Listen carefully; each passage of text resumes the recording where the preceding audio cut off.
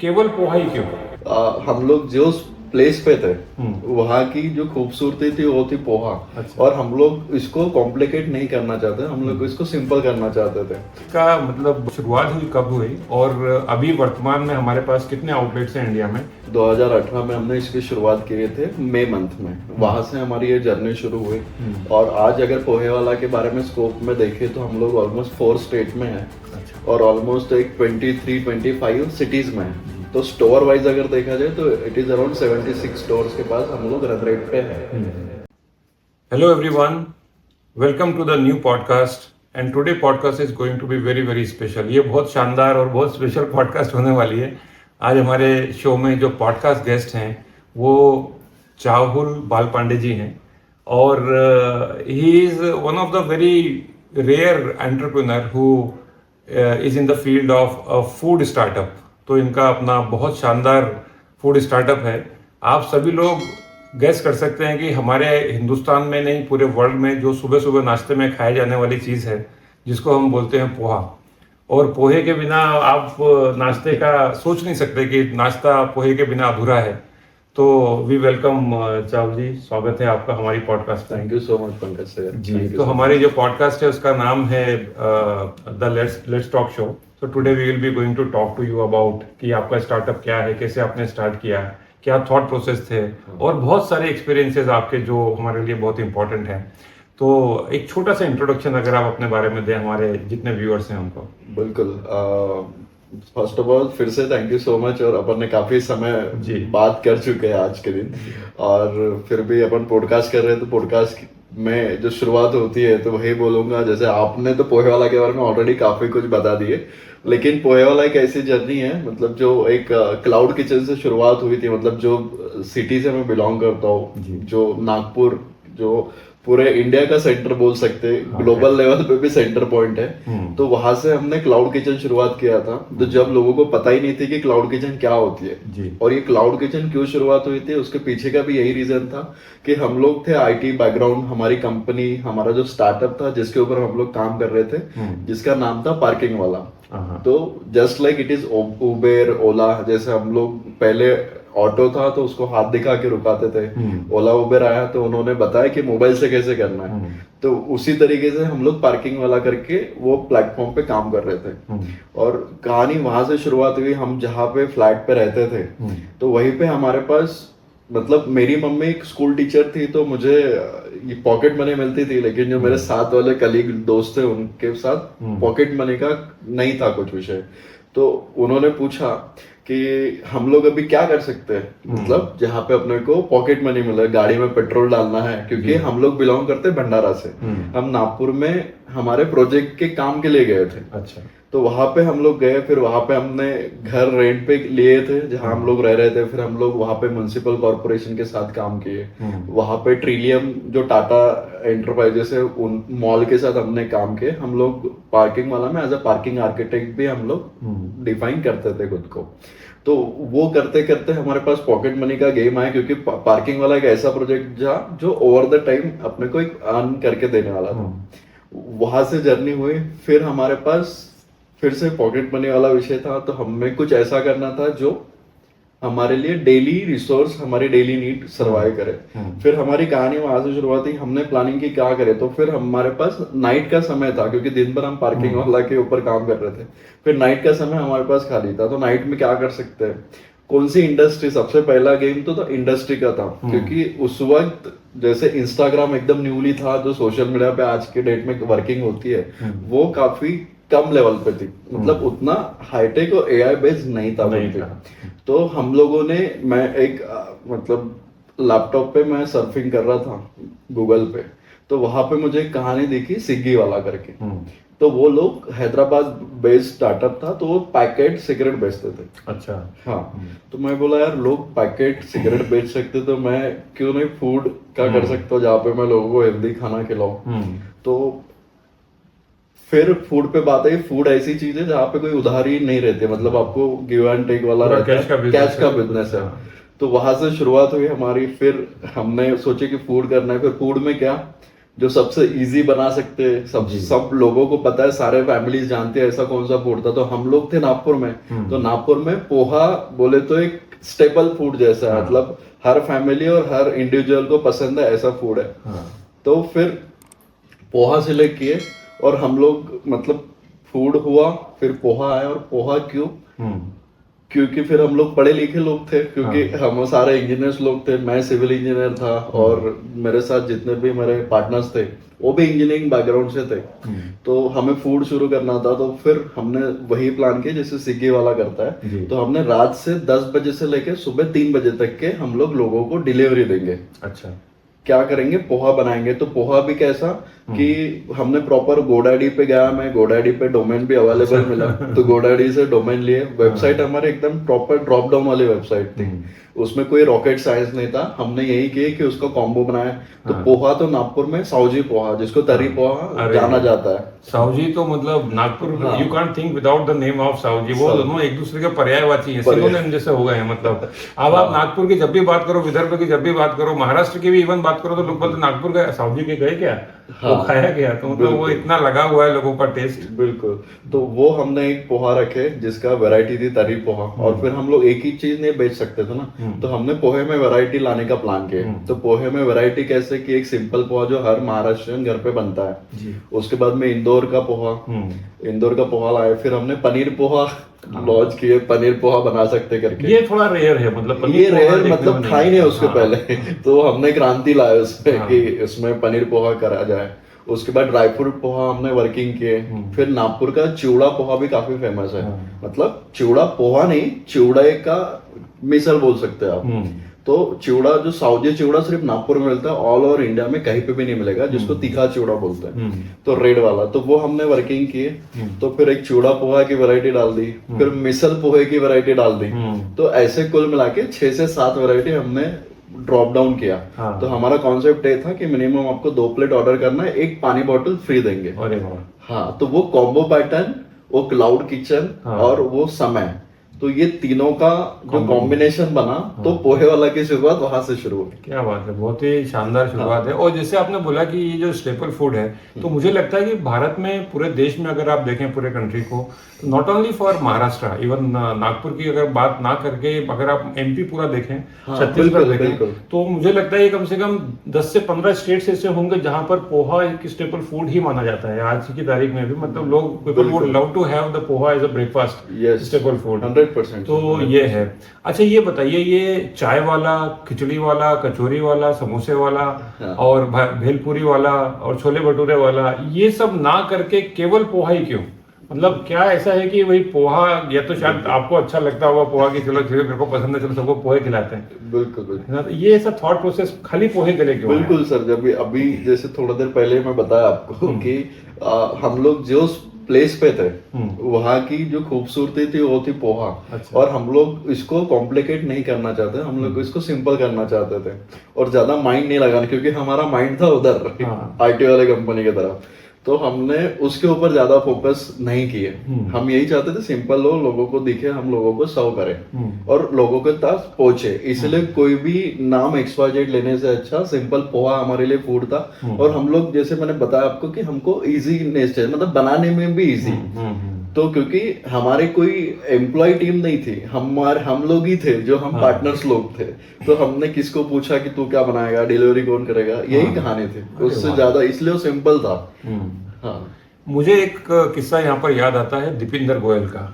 He is from IIT Delhi. Yes. तो IIT Delhi का मैं उनके बारे में पढ़ रहा था, how he started Zomato and all. तो उनके यहाँ पर लोगों को खाने में, हॉस्टल वालों को बहुत प्रॉब्लम होती थी, तो होटल्स वगैरह के लिए तो उन्होंने ऐसा एक मेन्यू बनाया और उनके लिए स्पेशल एक छोटा सा एक व्हाट्सएप ग्रुप बनाया और वहां से जोमेटो की शुरुआत हुई। और आज देखते हैं, हमको पता है जोमेटो कितना बड़ा एक कंपनी है अपने आप में, और Deepinder Goyal is known for that. अभी तो वो मल्टीपल बिजनेसेस में आ रहे हैं। तो ये कुछ इंजीनियरिंग माइंडसेट है कि इंजीनियर जो है वो किसी काम को करने के लिए डरते नहीं है या सॉल्यूशन ओरिएंटेड होते हैं? क्या ऐसा है कि engineers are very successful in any field? बिल्कुल वही ना सर, कि जो वो बोलते हैं ना कि मतलब कोई चाबी का गुच्छा होता है और लॉक भी कभी कभी लास्ट वाले किल्ली से खुल जाता है। तो वही कहानी इंजीनियर्स लोगों के साथ में होती है, उनका ट्राई करने का तरीका। क्योंकि आज पोहे वाला नहीं होता तो स्विगी वाला नहीं होता तो पोहे वाला नहीं आता, पार्किंग वाला नहीं होता तो स्विगी वाला नहीं दिखता, स्विगी वाला नहीं तो पोहे वाला नहीं। तो कुछ ना कुछ ऐसी चीज होती है जो लिफ्ट करती है। और वही हमने स्टांस लिया, जैसे मैंने बोला कि क्लाउड किचन एक कॉन्सेप्ट होता है जो सिंपल था कि आपको सिर्फ पार्सल घर पे देना है, यही जोमेटो ने किया, बट डिलीवरी प्लेटफॉर्म्स तो वही हमारी न्यू थी कि इसको सिंपल तरीके से देना है। और बस वो इंजीनियरिंग बैकग्राउंड और इंजीनियरिंग की हिम्मत हो तो आई, उसी के कारण पोहा बना। Very good. अच्छा ये बताइए कि ये इसका मतलब जो शुरुआत हुई कब हुई और अभी वर्तमान में हमारे पास कितने आउटलेट्स हैं इंडिया में? इसके बाद में फिर आपके इसके बाद में जो दूसरे जो क्वेश्चंस हैं कि आपका विजन क्या है और बाकी चीजों के बारे में बात करें। बिल्कुल।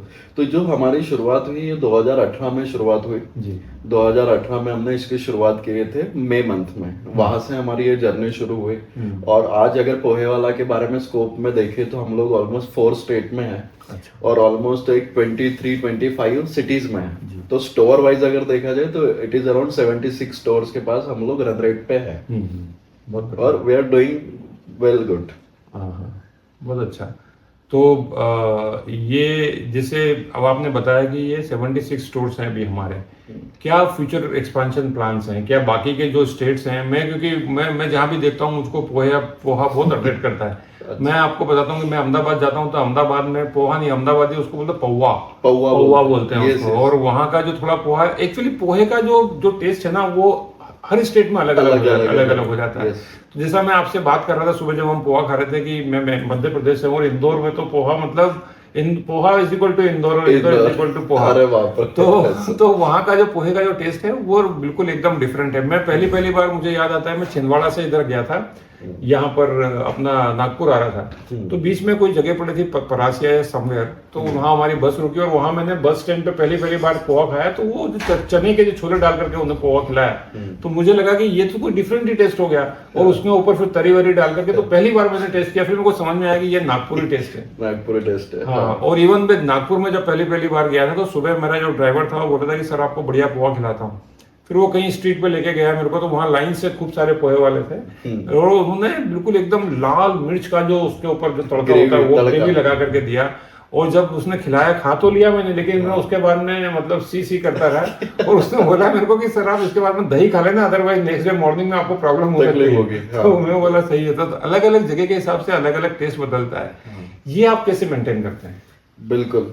तो हमारे प्रॉपर, जैसे आपने बोले थे अपने इंजीनियरिंग की बात हुई थी, तो जहाँ इंजीनियर आता है वहाँ पे फॉर्मूले आते हैं। तो वही हमारे भी फॉर्मूले कुछ इसी तरीके से बने। हम लोगों ने पोहा बनाते हुए यही चीज को फॉलो किए कि इसको हर घर में कैसे जा सकता है, हर घर में अपने इसके बेसिक फॉर्मुलेशन कैसे हो सकता है, उसके तरफ हमारा फोकस था। दूसरा जो आपने अभी बताया कि अगर आप ज्यादा तरी खाओ तो आपको बाद में दही खाना है, तो ये कहानी हमारे साथ थोड़ी अलग थी। हम लोगों ने नागपुर से तो स्टार्ट किया, लेकिन हमने जो ग्रेवी फॉर्मेशन था ये हमने माइल्ड रखा। मतलब हमारे इसमें आप आओगे, जैसे सुबह आपने भी 1 स्पून तरी पोहा भी खाया तो शायद आपको उतना उसका इफेक्ट नहीं दिखा होगा। तो उस लेवल की हमारी ग्रेवी है। अगर यही ग्रेवी अपन अगर अक्रॉस इंडिया के बाहर भी दे तो भी लोग कंज्यूम कर सकते हैं, ऐसा है। और बात आई टेस्ट की, तो वही हमारा फॉर्मुलेशन इंजीनियरिंग फॉर्मुलेशन है, इसमें कोई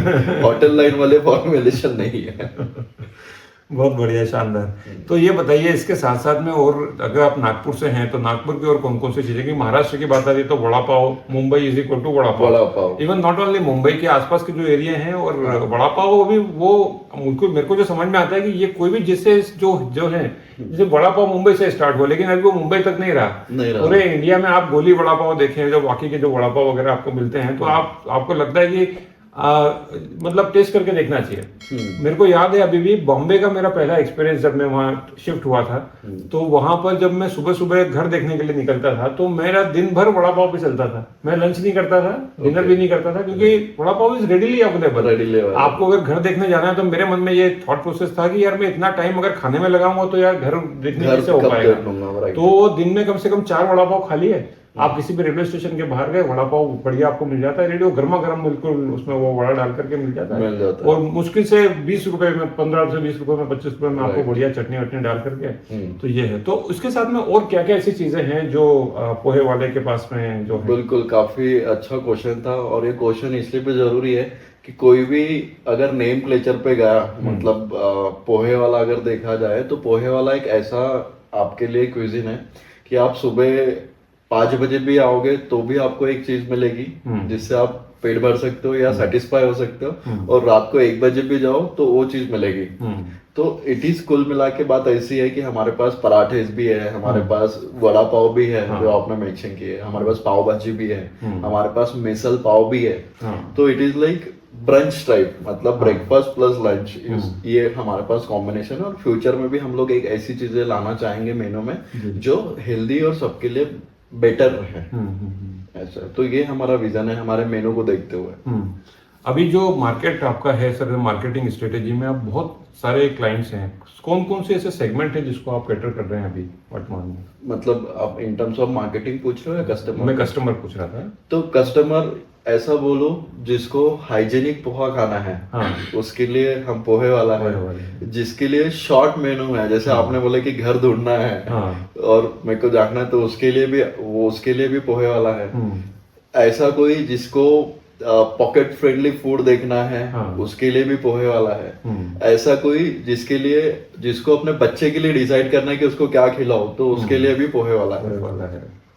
अच्छा, मतलब सबके लिए कुछ ना कुछ है, सबके लिए कुछ ना कुछ आपने ध्यान रखा हुआ है। वेरी गुड, बहुत बढ़िया है। आप ये पूरी फील्ड, जितने लोग आपके साथ में काम करते हैं, उनका रिक्रूटमेंट और सिलेक्शन कैसे करते हैं? बिल्कुल, हम लोग अगर सिलेक्शन के बारे में बात करो, अपन जैसे थोड़ी देर पहले बात करें, तो it is like big task. क्योंकि अगर बिग नेम और स्टार्टअप का अगर नाम देखे तो लोग डरते हैं कि कहाँ काम करते हो, तो पोहे वाला में। अगर यही TCS इन्फोसिस की बात होती है तो लोग थोड़े कॉलर टाइट करके बात करते हैं, भले ही सैलरी उतने ही बेसमेंट में हो। तो हम लोग भी लोकल सोर्सेज से भी करते हैं, हम लोग कॉलेज कैंपस भी जाते हैं। अच्छा। हमारे कॉलेज कैंपस में भी हमारे कंपनीज का टैग लगा हुआ है, तो करते हैं। हमारे पास IIM वाले भी बच्चे हैं, तो अच्छे अच्छे कॉलेजेस के भी बच्चे जो हमारे साथ वर्किंग में हैं। और किसी को भी अगर फूड इंडस्ट्री सीखना है, किसी को भी फूड के बारे में कुछ करना है, तो उनके लिए भी ऑलवेज वेलकम है। वो भी हमारे साथ मिलके सीख सकते हैं, वर्क कर सकते हैं और पैसे भी लेके जा सकते हैं। बहुत बढ़िया। अब बताइए, आपका विजन क्या है इंडिया के लिए? क्या पोहा केवल पोहे का जो टेस्ट है खाली इंडियंस को देंगे, या बाहर के जैसे जो गल्फ में बहुत सारे कंट्रीज हैं, बिल्कुल, जैसे दुबई वही हो गया, अभी तो माहौल ठीक नहीं है, बिल्कुल, और बाकी उसके अलावा यूरोप है, US है, it's a big market there. बिल्कुल, क्योंकि जहाँ जहाँ हिंदुस्तानी है वो वहाँ पोहा होना चाहिए। बिल्कुल बिल्कुल वही सर। तो आपके सेंटेंस को रिपीट करूंगा कि जहाँ जहाँ पोहा है वहाँ हम सबको खिलाने की कोशिश करेंगे। अच्छा। और इसी के साथ मतलब वही कि पोहा एक ऐसी चीज है जो बेसिक स्टेपल फूड है। तो कोई भी खाए, छोटा, मतलब इनफैक्ट जो मेरा बच्चा भी है तो उसने फर्स्ट जो थोड़ी स्पाइसी वाली चीज खाई तो उसने पोहा ही खाया। अच्छा। हाँ, और जैसे फॉरेन का कल्चर अपने इधर आया, जैसे मैकडी आया, डोमिनोज आया, KFC जैसे ब्रांड्स आए, तो व्हाई नॉट पोहे वाला हम लोग बाहर भी लेके जाए और गोरे लोगों को भी हम लोग खिलाए।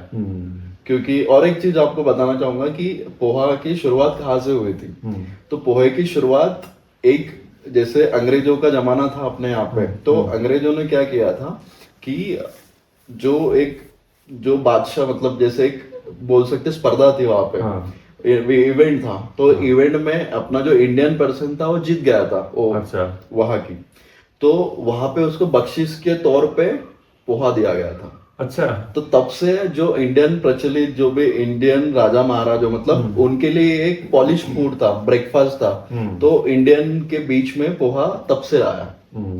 तो फिरंगियों ने शुरू किया था, लेकिन था इंडियन का ही, क्योंकि पोहे को भी जो धान होता है उसी को प्रेस करके पोहा बनता है, और पोहे को फिर वो उसको पॉलिश प्रोडक्ट समझते थे।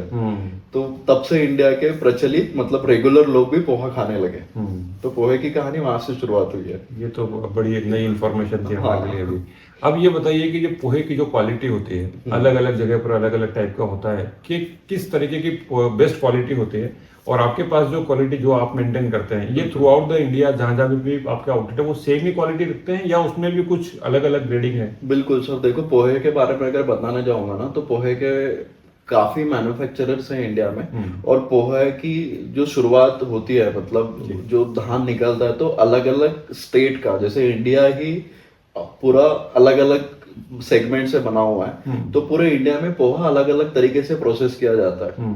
तो हम लोग कौन सा पोहा यूज करते हैं, जो बेसिक पोहा, मतलब एक फुल ग्रेन उसमें होना चाहिए, जैसे आपको भी मैंने आउटलेट में भी दिखाया था, तो फुल ग्रेन होना चाहिए। तो फुल ग्रेन में क्या होता है, पोहा फुला हुआ और अच्छा दिखता है। अगर यही आप अपने बेल्ट में चाहिए, मतलब जहां से आप बिलोंग, इंदौर में चाहिए, तो इंदौर में आप इंदौरी पोहा खाते हो तो उसको वो स्टीम पे करते हैं, स्टीम पे करते हैं तो उसका थोड़ा टूटा और उसको सॉफ्टनेस चाहिए, तो इसलिए वहां पे वो पोहा यूज कर दिया जाता है। अगर अपन अभी बैंगलोर में बैठे तो बैंगलोर में इसको अवलक्की बोलते हैं, तो ये राइस जैसा होता है, थोड़ा बड़ा होता है, तो ये मिट्टी में वही मिलता है। तो पोहे की अलग अलग परिभाषा है और अलग अलग लोग अलग अलग तरीके से उसको एक्सेप्ट करते हैं।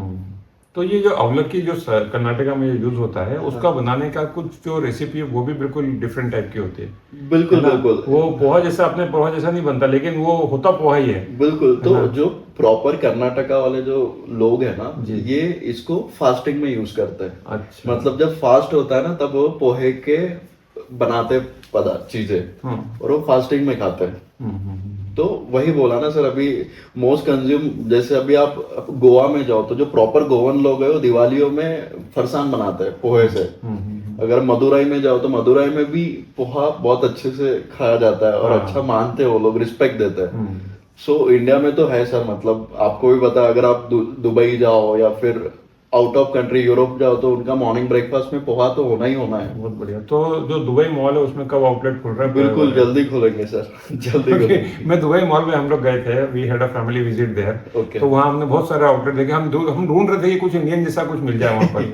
एक्चुअली मैं तो पूरे प्योर वेजिटेरियन फैमिली से आता हूँ, तो वहाँ पर नॉनवेज के तो बहुत सारे आपको ऑप्शंस मिल जाते हैं, लेकिन वेज में बहुत लिमिटेड ऑप्शंस हैं। बिल्कुल। और जो प्योर वेजिटेरियन होते हैं हमारे जैसे, वो ऐसी जगह पर खाना थोड़ा पसंद नहीं करते जहाँ वेज नॉनवेज दोनों बनता हो। तो वो देखते हैं कि कोशिश करते हैं कि अगर प्योर वेज अगर मिलता है तो वो हमारे लिए मतलब काम हो गया। तो ऐसा था। तो मैं चाहूंगा कि दुबई मॉल में एक बढ़िया सा जल्दी से एक हमारा नहीं, जरूर करें सर, पूरे वर्ल्ड को पोहा खिलाना है।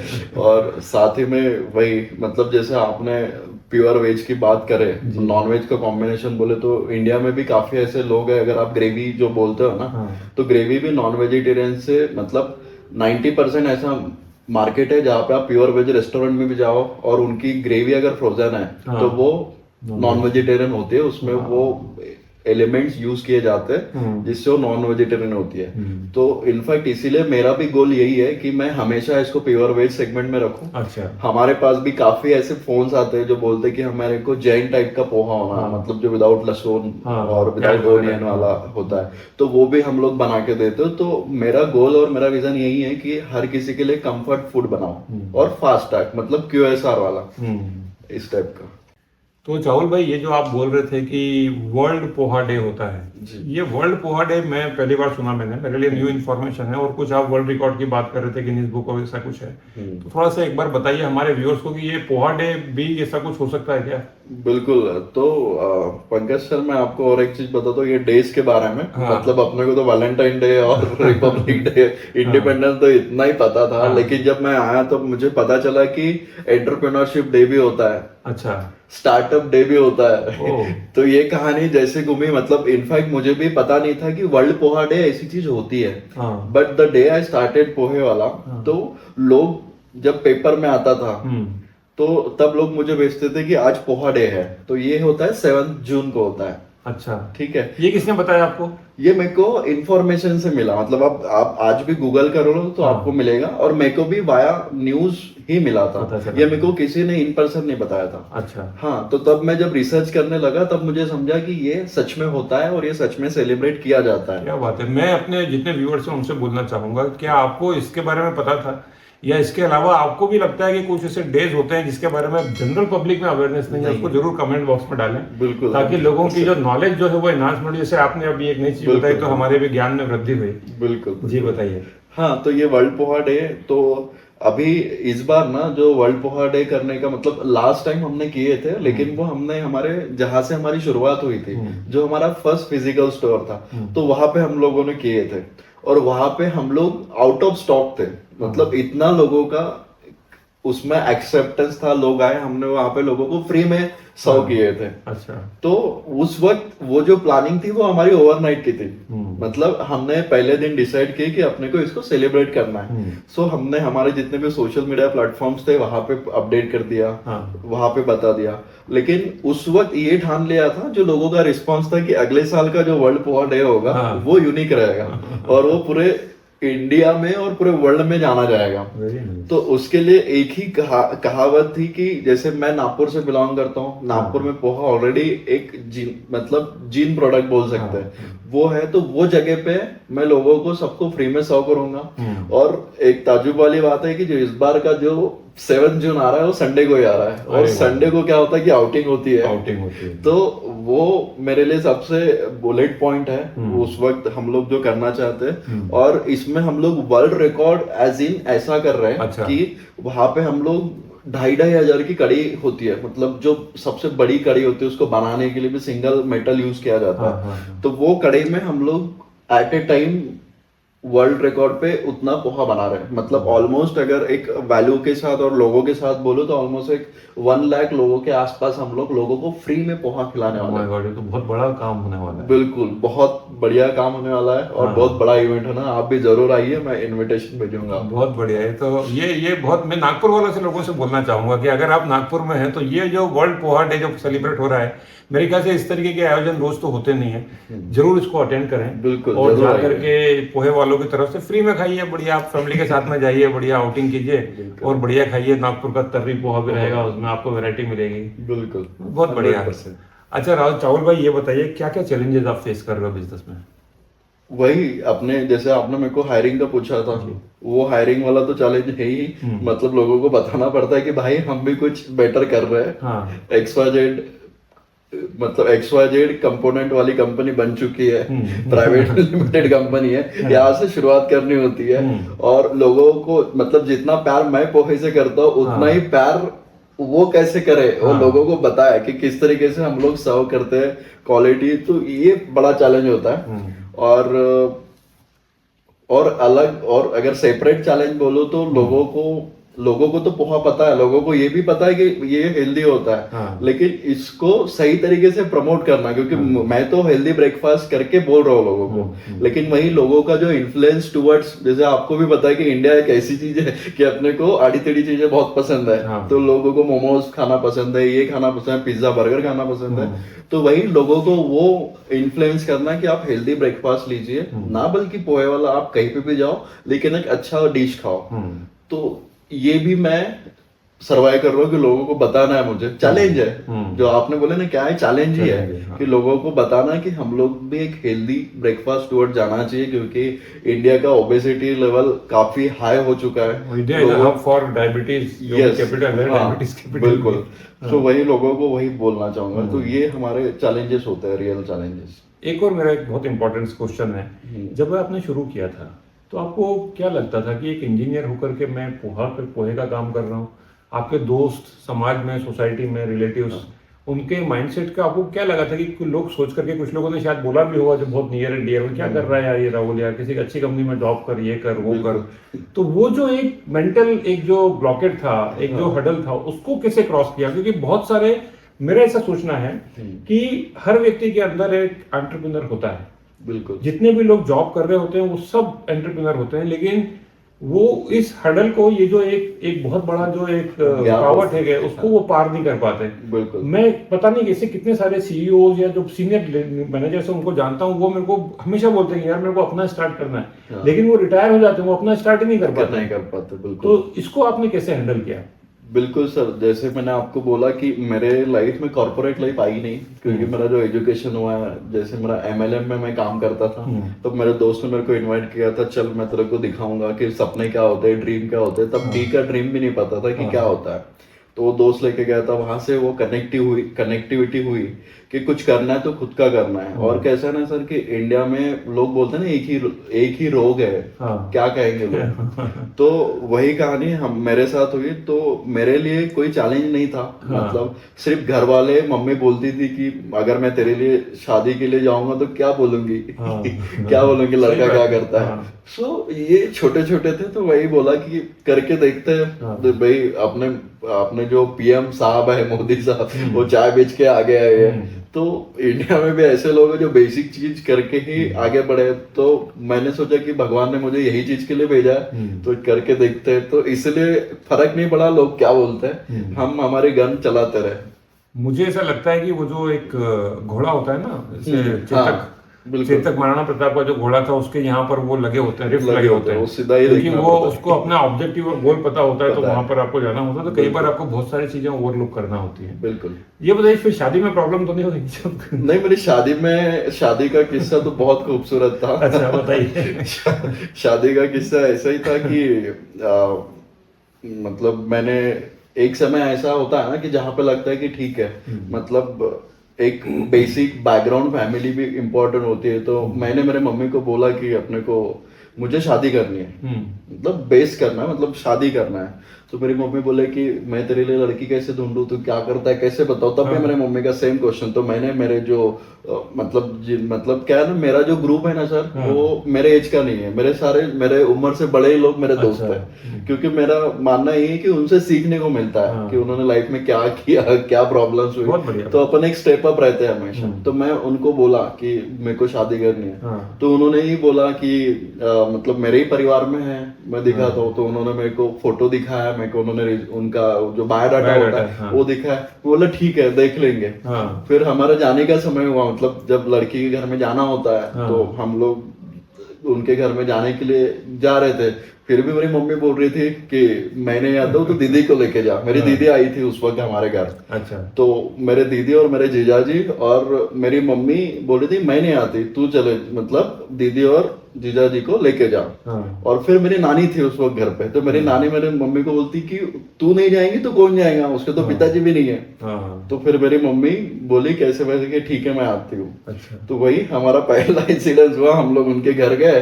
और पहले इसमें मैंने बोला कि ठीक है कर लेते, मतलब ऐसा बहुत ज्यादा दिमाग या बहुत ज्यादा ऐसा सोचना ये नहीं था। मेरे दीदी को पसंद आ गई, तो मेरा वही चट मंगनी पट बिहा वाली कहानी हुई। हमने हाँ बोल दिया, हमारी शादी हो गई और नाउ सेटिस्फाइड लाइफ है। मतलब वो भी मुझे सपोर्ट करते हैं बिल्कुल। आपको भी पता है कि एक बिजनेस चलाना तो एक अपने आप में चैलेंज होता है, तो घर वालों का भी उतना ही सपोर्ट उतना है। मतलब अगर एक आदमी एंटरप्रेन्योर बनता है तो उसके पीछे उनके फैमिली का बैकग्राउंड उतना ही इम्पोर्टेंट होता है।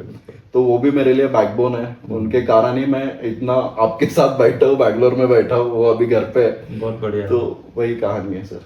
तो हर सक्सेसफुल पुरुष के पीछे मतलब एक किसी महिला का हाथ होता है। तो मेरे ख्याल से सबसे पहले जो आपने बताया आपकी मदर, बिल्कुल, और वाइफ, लाइफ पार्टनर जो है, उनका बहुत बहुत जितना भी सहयोग है, because of which you know we are improving. 100%। Very good.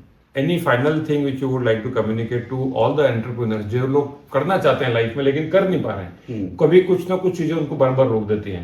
बिल्कुल। ऐसा कुछ मैसेज आप देना चाहेंगे ऐसे सारे लोगों को, खासकर अगर नागपुर वालों के लिए कोई स्पेशल हो, तो नागपुर से आपका प्यार थोड़ा सा देख रहा हूँ ज्यादा ही है। यस जी। तो भाई मैं एक यंग जनरेशन को या फिर कोई भी एक एज में भी आने के बाद जो अपने को चीजें रोकती है, तो वो वही होता है कि वही जो थोड़ी देर पहले बोला कि क्या कहेंगे लोग, वो हटाना पड़ता है अपने लाइफ से। सबसे बड़ा रोग क्या कहेंगे लोग, वही अपने को चीजें बाजू करनी है। और सेकंड पार्ट की सेल्फ बिलीव और सेल्फ प्यार भी बहुत इंपॉर्टेंट है। आप खुद से कितना प्यार करते हो इसके ऊपर भी डिपेंड करता है। क्योंकि जनरली अपन क्या होता है ना, मतलब अभी दुनिया में इतनी सारी चीजें, इतने सारे सोर्सेस है, तो हम लोग क्या करते हैं, कंपेयर करना शुरू करते हैं कि वो BMW में जा रहा है, मेरे पास अल्टो है। तो ये कंपेरिजन आज के डेट में लोगों को मार रहा है, क्योंकि हर किसी को हर कोई लेवल पे प्रॉब्लम्स है। तो वो प्रॉब्लम ना देखते हुए जो अपने को करना है उसमें अपने को कंसंट्रेट करना है, ये मुझे लगता है। तो अगर ये दो चीजें आपने क्रॉस कर लिए तो मुझे नहीं लगता कि और कोई तीसरी चीज है जो आपको स्टॉप करेगी। और कॉम्पिटिटर्स तो अच्छे है ना सर, कॉम्पिटिटर्स रहना चाहिए। और कॉम्पिटिटर्स रहता है तब अपने को समझता है कि क्या करना है। और इजी है सर, आज के डेट में कुछ भी करना काफी इजी है, क्योंकि अब फिर से सोर्सेस उतने सारे हैं, इतने सारे सोर्सेस आप इजीली कर सकते हो। बहुत बढ़िया। तो मैं तो जितने भी जो यंग लोग हैं जो सुन रहे हैं इसको, उनसे ये बोलना चाहूंगा यार, जब मैकडोनाल्ड वाले, मैकडी वाले दादा 65 इयर्स के ऊपर की एज में जाकर के अपना स्टार्टअप स्टार्ट कर सकते हैं, तो आपके अंदर तो बहुत दम है, बहुत हिम्मत है।